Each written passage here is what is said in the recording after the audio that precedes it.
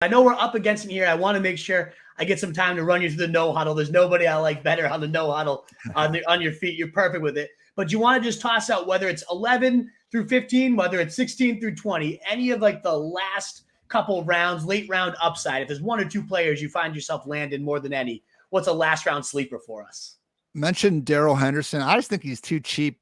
Handcuff upside alone, man. He's just going past like rounds later and Alexander Madison and guys that don't even have his chance to kind of have the similar standalone value. Same thing. Daryl Henderson and Jamal Williams are my two most drafted late round running backs. I just think both these guys have a chance at getting double-digit combined carries and targets per game.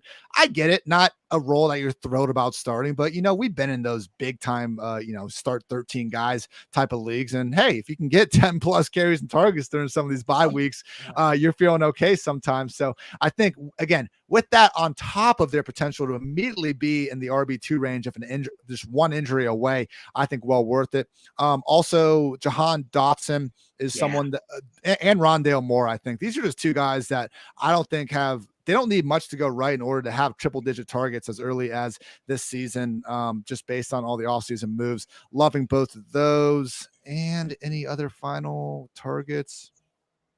Sorry.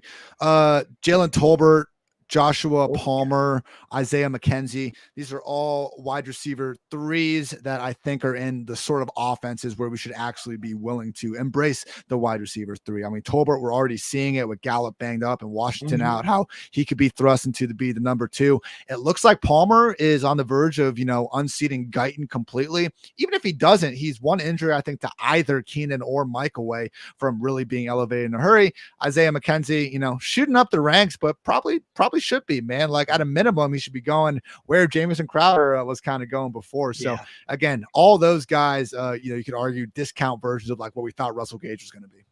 100%. We're on lockstep. My audience has heard me talk about all those guys far too often, so I have nothing else to add. The only guy in the same type of mold might be KJ Osborne if something ever happened to either of the Vikings guys. If that becomes as a pass-happy offense, but I've talked about him plenty. What is up, you fantasy wolf? Thanks so much for tuning in. If you haven't already, share your thoughts in the comments, check out some more videos, and join the newest Wolfpack by subscribing below.